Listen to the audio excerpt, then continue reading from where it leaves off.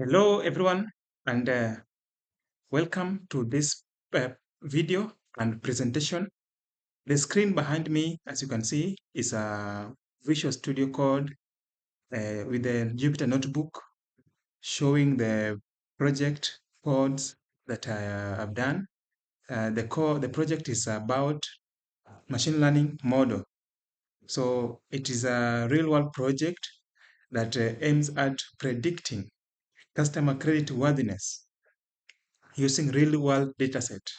So the data set, let me just show you the data set. I want to show you the data set of this particular project.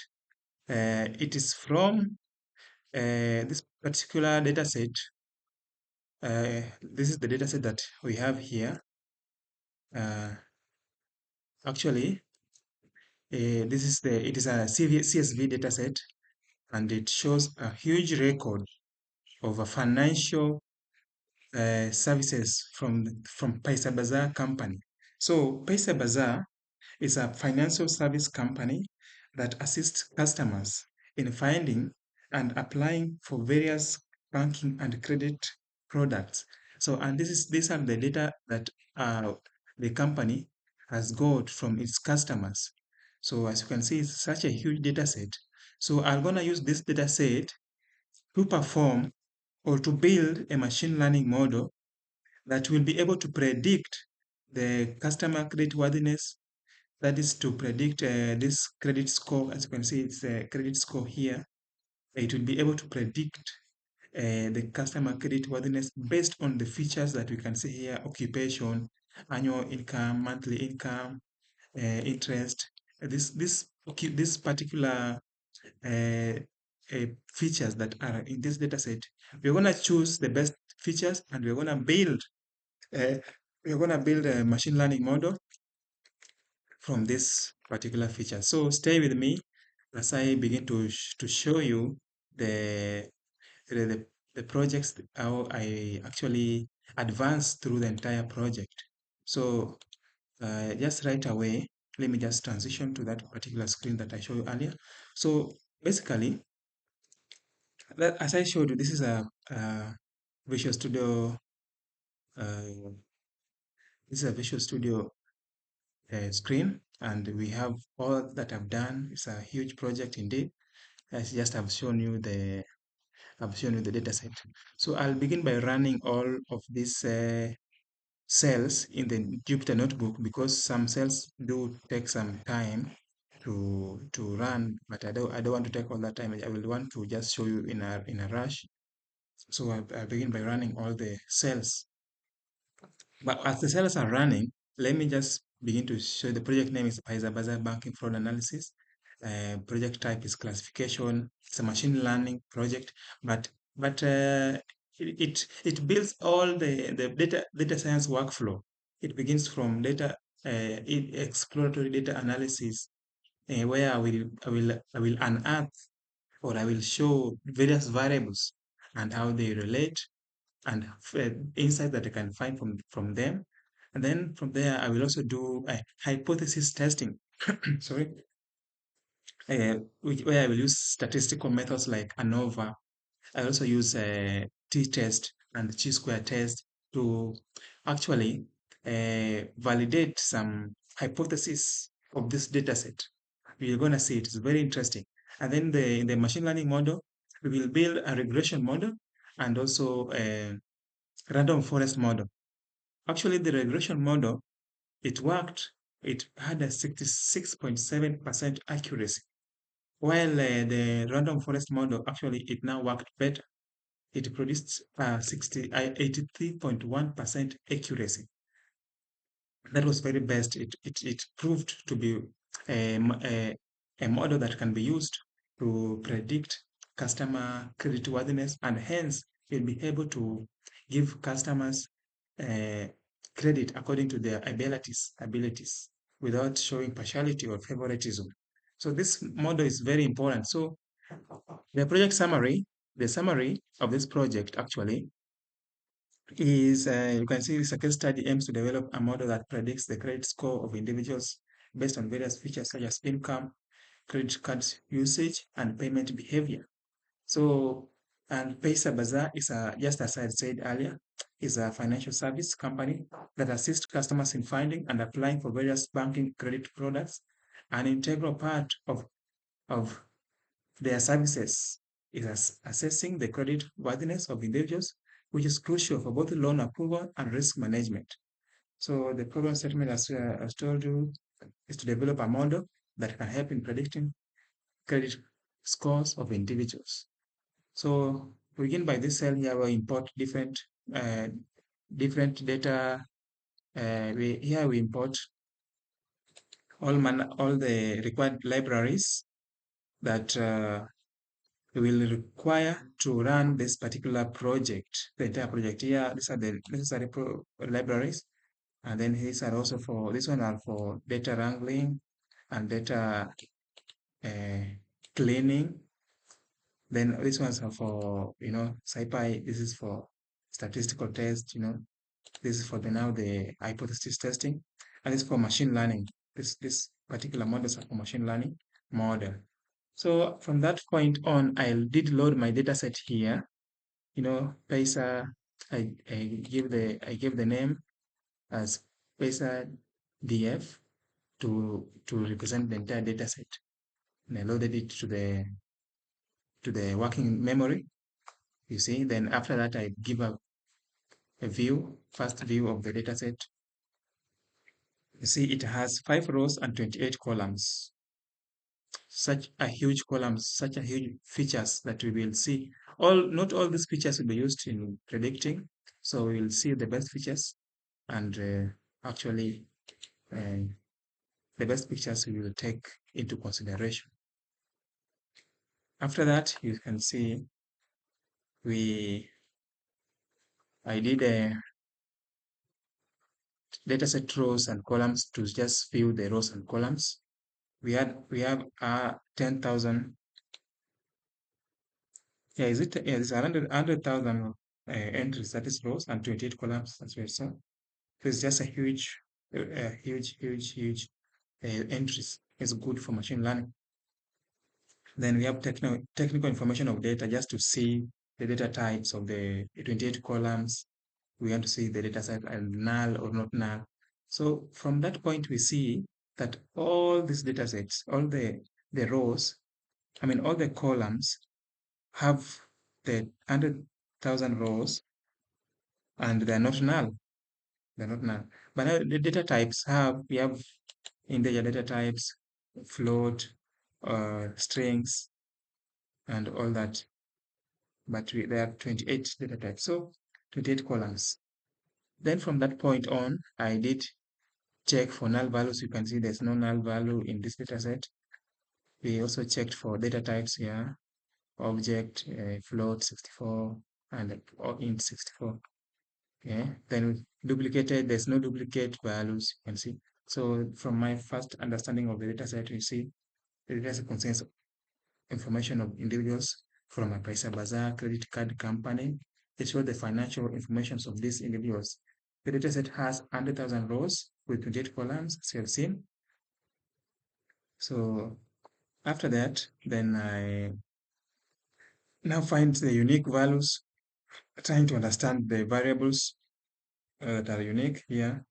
We see that we have unique ages. The ages of the customers range from 23, just the above, the adult POC, 50, 51, 52, 23, 19. Yeah, that can tell us about who the customers are. And then the next step is step 3, where I did data wrangling. So in this data wrangling process, I dropped the columns that actually I want to use them. They're not so much helpful in this process of analysis, like ID, customer ID, name. I think they're not so much important to in understanding uh, this particular data set and the behavior in the data set here. So uh, the next thing I did also, because the month the month column had the values like 1, 2, 3. So I decided to change them to January, February, March, April, up to August. So this is the the code that did that to replace numeric month values with the corresponding month names. So I want to to, to remember that the this month column, changing it to January February is good for the analysis, for time series analysis, because at least now we will know that it is January, February, March, April, May, June, rather than 1, 2, 3, 4. That is uh 1, 2, 3, 4. Sometimes it can mean another month. So, but if you have them 1, 2, 3, if you have January, February, March, that is a good thing. Then this is the result for data wrangling. I've cleaned the data set by removing unnecessary columns, name, ID, customer, SSN. This is for the wrangling. And then the remaining float 64 data for data type columns, I have rounded them off to 2 decimal places. Yes, I rounded off the columns to 2 decimal places because some had inconsistent data. They had many decimal places. Some were 4, some were 6. That I thought that was a big problem in understanding the data. Then step 4, then we go to data visualization and storytelling, where we understand the variables very well, how they relate, correlation, relationship. We find matrix uh, correlationships, so that we may understand how each variable correlates with another, so that we know which variable we can use, and how this data set is actually very rich in information, and how the behavior of customers and what can be done now. This is now the project itself, understanding the variables, understanding the customers, and understanding the age, and understanding the occupation, and how each occupation help, or how each occupation can determine credit score of another part of the customer. So this one here that we are seeing here is the distribution of credit scores. Uh, we have credit score is actually it's a categorical column that we are going to predict it in the machine learning model. But here, because we are just visualizing, we want to see it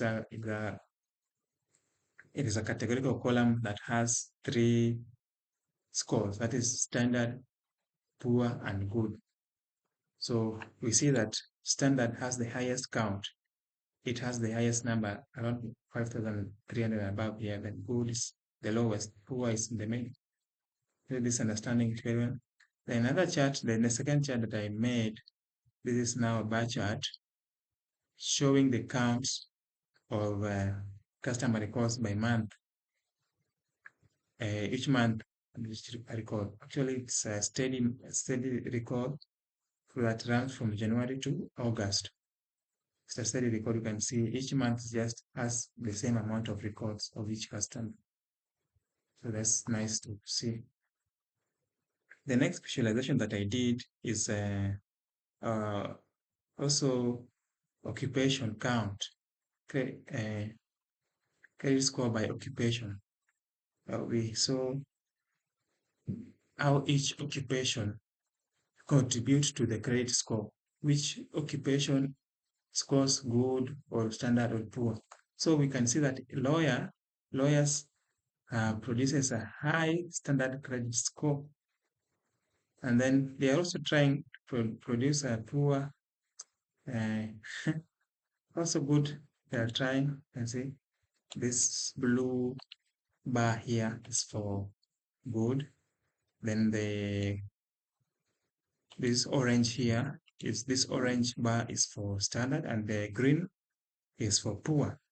We can see that at least standard is quite distributed across all the occupations. We have lawyer, engineer, architect, mechanic, accountant, scientist, media manager, developer, teacher, entrepreneur, doctor, all those occupations.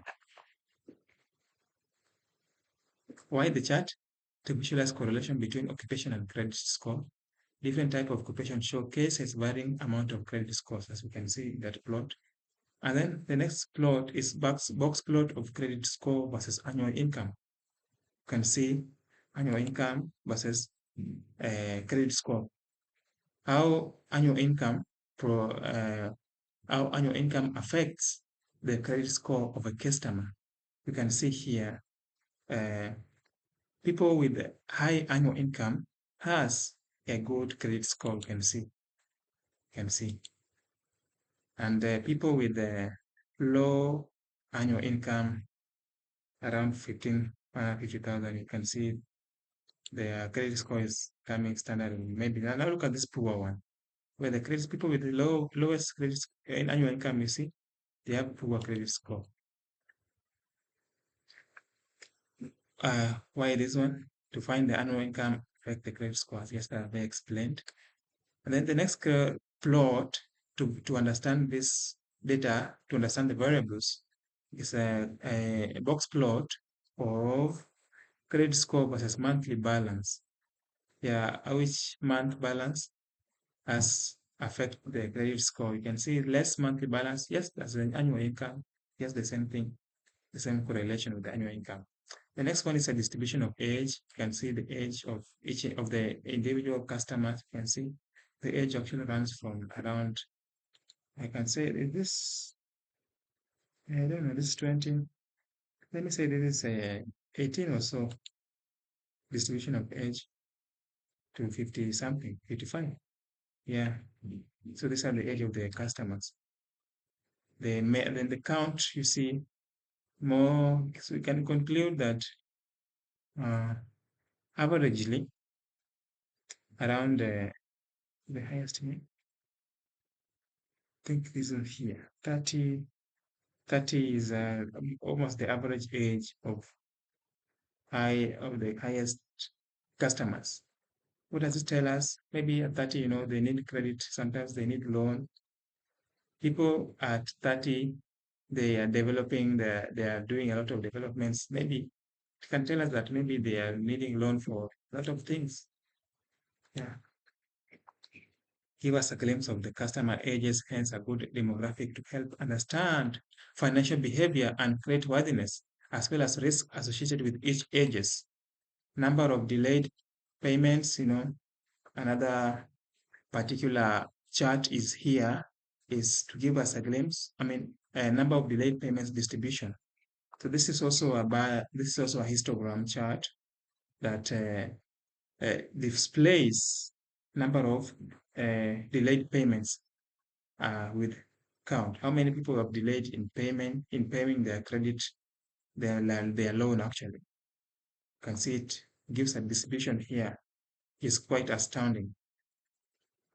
Then monthly in-hand salary versus credit score. How in-hand salary? So monthly in-hand salary is the salary that somebody has after deductions of all the taxes, all the other things that somebody, before you get your monthly salary now. It is the salary after deducting all the other expenses. Now you have what you remain with. How does this monthly in-hand salary affect credit card score? We see that those people with a higher monthly income or monthly in and salary, they have better or good credit score. You can see here, higher monthly in and salary results to better credit score. That is quite amazing. Yeah, it's true. It's naturally true. Then what I've done again is another chart here to find debt versus credit score. Debt versus credit score. You can see here that people with low debt, outstanding debt, has a good credit score, while people with higher low debt, higher outstanding debt, here, this box plot, has a poor credit score. That's the relationship. So we can say it is a negative correlation. Yeah, it is a negative correlation where when one increases, the other decreases. So when outstanding debt increases, the credit score is getting poor and poor. Yeah, that's the correlation there. So you can see with higher outs, this is a typo. Let me just say, with higher outstanding debt As we can see, there is a less credit score of good. This chart helps to visualize the correlation between credit score and outstanding debt. Oh my goodness. So the next uh, is payment behavior patterns. You can see payment behaviors, how how the customers pay their debt. We can see that there are low spent small value payments, then high spent medium value payments, high spent large value payments, low spent medium value payments, and all these payment behaviors. So why is this chart important? It helps us to visualize the payment behavior and behavior patterns. After that chart, I go to credit mix versus credit score. You see, credit mix is also a column in the data set, and the credit score we know is the our target variable. Yeah. So credit mix, it also has it's a categorical column that has good, standard, and bad. So I want to check the correlation between credit mix and credit score. You can see here that good credit mix actually has a good credit score that is higher. Then you can see at the blue, let's look at the blue bar here. It shows the good credit score. And then in the good credit mix here, we see that the standard credit score is actually average. And then bad is also not too bad. Actually, now is the lowest. When we go to the standard part, the standard of the credit mix, we get that the standard is high in the standard credit score is performing best in the credit mix here, and so on, till to bad here. Then this chart helps to visualize the relation between credit mix and credit score, as I've explained. So next chart is top 10 loan types. Loan types, you can see loan, no data, not specified, credit builder loan, personal loan, data consolidation loan, student loan, payday loan. So that the type of loans here. The highest loan type is not mentioned. It can reveal that these customers, they don't want to disclose the loan type, that why they are applying for loan. Most of them don't want to disclose. But it's not, that's obvious with men. It's not something new. It's obvious. Sometimes we know we find it difficult to disclose why we want a loan. But while in recent we want loan. Serious. It may affect our model and also in distribution of loan, but who cares? That's me. The next thing I did in this particular project is now to another visualization, number of loans versus credit score and number of loans. This is a line chart. Another thing that I did is, because of time, let me just rush through number of loans by credit score, number of loans, many loans, and credit score here. You see, good, and actually credit score that has the standard here has the highest number of loans, you see, and the good then poor. We go to another visualization, the credit utilization ratio by credit score. Quite a good uh, relationship here. It's almost 1-to-1 ratio. Another thing is the correlation heat map of correlations of each of this is the correlation heat map of the columns and how they relate to each other. You can see there's a positive correlation and negative correlations here. So this heat map is very important. It shows us how each feature correlates with each other and which features doesn't correlate. I mean, which features have negative correlation, which has no correlation at all, and which one has positive correlation. You can see the negative signs that shows negative correlation. The positive side shows the positive correlation. 1.0 shows strong correlation. So this is it. So when this chart shows correlation between the numerical features, there exists negative correlation and positive correlation as we can visualize from the output. And then the next thing I did is to perform a pair plot.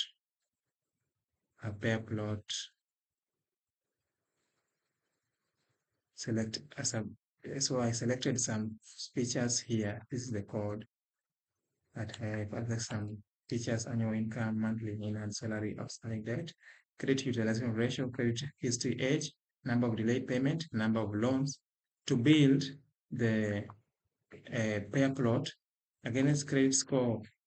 So we can see the colors here. The blue signifies good credit score. The orange signifies standard credit score, and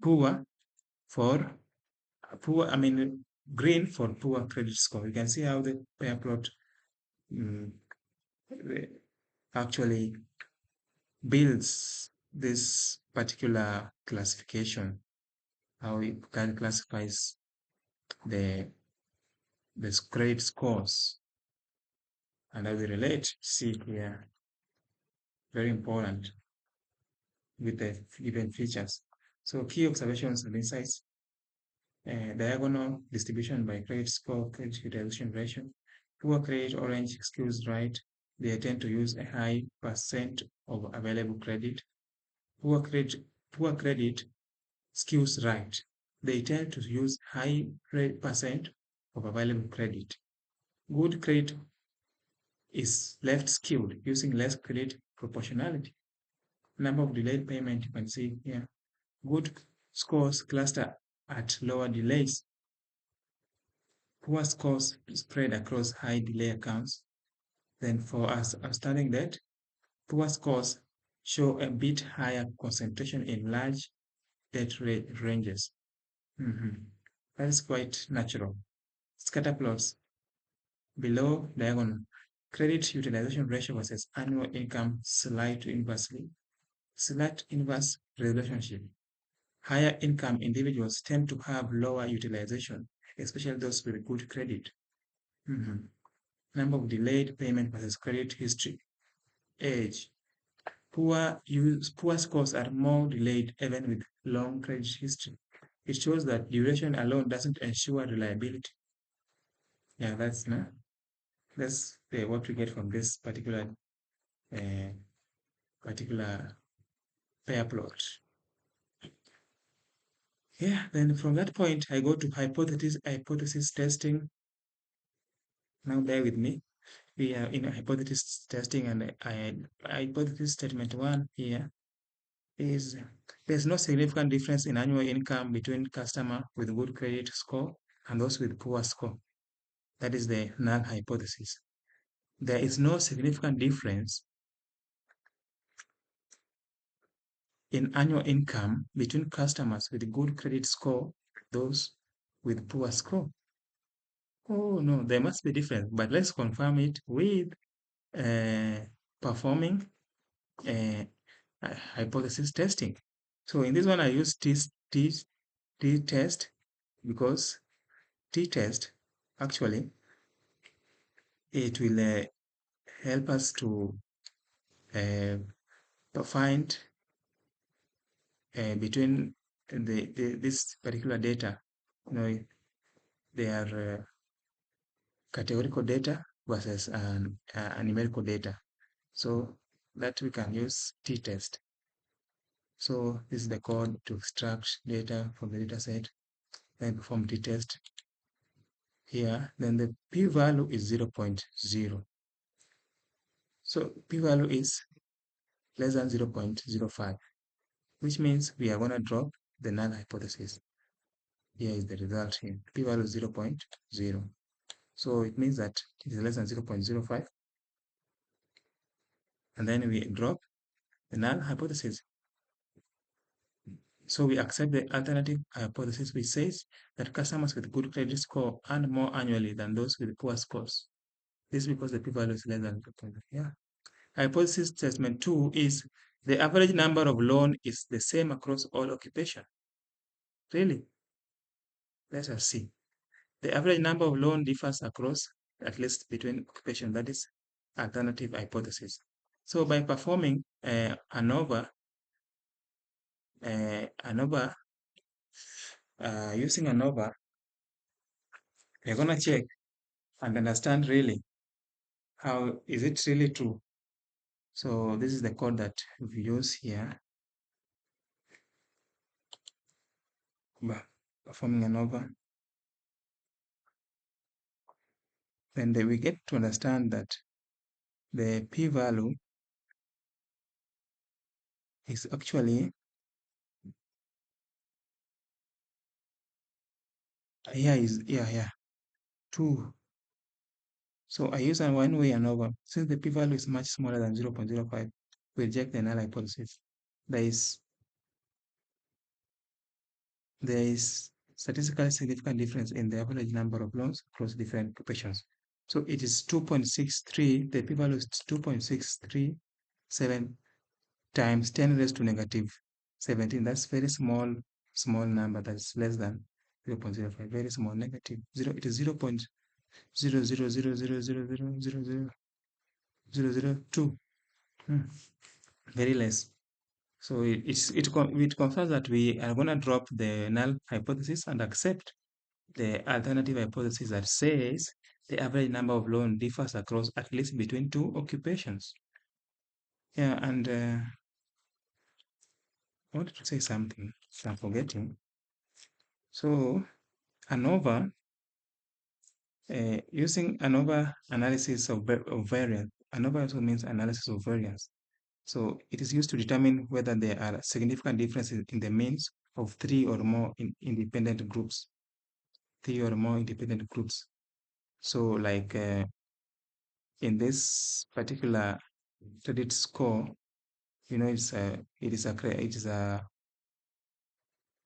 it is a categorical data. So we have poor, we have good, and we have standard. So those groups we can use now ANOVA, analysis of variance. We go to the next here, that is hypothesis assessment 3. Credit score is independent of payment of minimum amount. Then that's an hypothesis. Then the alternative hypothesis is credit score is associated with payment of minimum amount. So let us check if is it really true that credit score is independent of payment of minimum amount. It must not be true. Let us try to understand. So here I will do chi-square test. So chi-square test is preferred for testing association between two categorical variables. So categorical variable, we have credit score. Payment of minimum amount is also categorical variable that is either yes or no. So we first of all create a contingency table, then perform chi-square tests of independence. Here we find out that the p-value is 0.0, which is less than 0.05. We drop or we reject the null hypothesis and accept the alternative hypothesis that says credit scores is associated with payment of minimum amount here from the dataset. So that is it. That is it about hypothesis testing. We go to feature engineering and data pre-processing for machine learning model building. So data pre-processing, we clean the data and divide the data set from the features and the target. The target is credit score, and then the features that remain are the features we're going to use to train the model from. So X and Y here. So then next thing I did here is to encoding of categorical columns. We need to know machine learning doesn't understand words. It must it understands only numbers. So we need to convert the categorical numbers, categorical values to numbers so that it may understand them. So this is how I encoded. You see this now, the encoding. I used dummy, get dummies here to encode X columns to drop first true to remove the column, the first column, So this is the data set after performing encoding. Then normalization numerical columns. Here is normalization. Numerical columns, have normalized them to because the highest, some have higher values, some have lower. So you need to put them on a scale that is understandable, that is can help. That scale will help actually in logical. In logistic regression. Uh, no, some the values should be on a scale maybe of 0 to 1 or -1 to +1. Should not be high values like 10,000, 100,000 like we saw in the income and monthly annual salary. They're high around 100,000, 20,000. So they're high. We need to normalize them. So I use standard scalar for normalization. And now you see this is what comes out after normalizing the data. It's a range from negative 0 point something to +1. You see, that's a good standardization. One thing I did now, I mapped my month. Remember the month column? It was in ones, 1, 2, 3, 4. I did it. I made it to January, February. Then now here, because of machine learning, doesn't understand January, February. We need to now map them back to 1, 2, 3, 4. You see, so that's good thing. Then the thing that I did is to create a logistic regression model with L1 regularization. So this is the code. I wanted to choose the top features that can be used for logistic regression. So the top features here, as you can see, a month, age, annual income, monthly net salary, number of bank, number of credit card, type of loan, payment of minimum amount, payment of behavior, payment behavior. So this particular accepted features that are selected for building the logistic regression. And then the logistic regression model, here it is, X selected, so I encoded them here. This is the code. Then I will split the data into train and testing data sets. I divided data sets into two, split it to 80% training and 20% testing. So then create and train the model. This is the creating a logistic regression. So the parameters, as you can see here, penalty, true or false, C, fill inter. This is the parameters that have been used in the particular training of the data. Then now we'll evaluate it. By evaluation, you will find this is the result of evaluation. Accuracy is 0.66.71, 0.66715. This is 66.7% accuracy logistic regression. And this is the confusion matrix, and this is the classification report. So the report here is the model correctly predicted 66.72% of the all 20,000 test samples. The model is best at predicting good credit scores here with 71 accuracy. You can see 71 credit scores here. Just show you 75,000. 7,541 of 10,599. Here it is. It predicts by 71% accuracy. Here.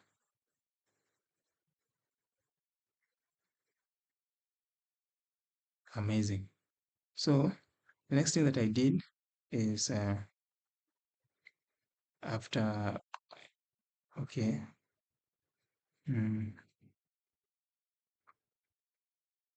it struggles with standard less than or approximately 57%, poor 70%. So the model is based at predicting good, that is for logistic regression. I did again hypothesis parameter tuning to at least improve the performance of logistic regression, but the result is that it didn't it just performed the same way. There was no better improvement. So I decided to do another model, that is random forest. So random forest did a good thing. It predicted very well. Just let us see the result. 0.8301. This is 83.1% accuracy. So I think this model is good for prediction. So result appreciation, overall accuracy is 0.83055. This is 83.1%. So the model correctly predicted the credit score class for 83.05% of the test data. That is 20%, 20,000 entries. This is significantly better than logistic regression, which had 66.7 accuracy. So the confusion matrix, diagonal values are correct predictions. So in the confusion matrix here, these diagonal values, this one, and this one, are the correct predictions. So it predicted 2,816 to be to be uh, good. 5,000. Is it standard? I think so. Standard, good. I know this is good, standard, and poor. Yeah, poor, standard, poor. So then another thing here is classification report precision. Out of the samples predicted as X, how many were actually X? So 80% predicted poor were truly poor. 81% of predicted standard were correct, and 85% of predicted good were truly good, according to the random forest classification model.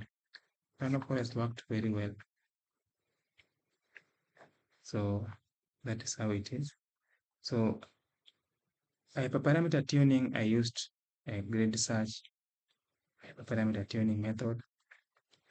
When I did hyperparameter tuning, again, the result is 83.2% accuracy. So it just improved by 0.01%.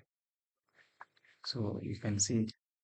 So the importance of this metrics, the metrics for measurement, I mean for accuracy measurement, for scoring the performance of this machine learning model for classification, precision, recall, F1 score, and confusion matrix. Those are the metrics that I used to evaluate the performance of the model. And you can see they have helped us go very well to understand the performance of the model. So the conclusion of this particular project, because this brings me to the conclusion of it, the uh, random forest model brings me to the conclusion of the project. So the conclusion of the project is that I aimed to analyze and model customer creditworthiness using real-world financial data set, as I had said earlier. We've seen the EDA, we've seen the hypothesis testing, and we've also seen the two machine learning models, as regression and random forest. Then the importance of the finding. The machine learning model demonstrated that features such as the number of loans, monthly payment behavior, credit inquiries, and debt to income ratio are strong predictors of customers' credit score. Importantly, the model successfully distinguishes between poor, standard, and good credit score categories, helping avoid misclassification that can result in business risk. The use of advanced evaluation metrics like precision, recall, and F1 score ensures that both over approval and under approval risk are minimized. This is crucial for financial institutions aiming to maintain portfolio health and regulatory compliance while also serving customers more fairly and efficiently. So what are the business values that Paisabazaar can get from this model? So the findings from this project provide actionable intelligence for Paisabazaar to enhance its credit product recommendation engine By integrating the trained random forest model into their decision-making pipeline, the company can automate and improve accuracy of customer credit score assessment, ensuring the right users are matched with suitable financial products like loans and credit cards. This not only increases approval rates and customer satisfaction, but also reduces risk exposure, default rates for partner banks and NBFCs. Moreover, insights from this analysis can support targeted marketing, personalized financial advising, and informed cross-selling strategies, ultimately aligning with Paisabazaar's mission to simplify and democratize access to financial products. So, guys, this is my project. As you can see, it has been very extensive and very informative. It has involved analysis and it has been involved machine learning model prediction, model building for prediction. It has helped me to learn a lot, and I hope that it has also helped to understand something. So stay tuned with me and always connect that we may understand each other. And your feedback will be very important for me. Thank you so much, and that is the end. Thank you for watching.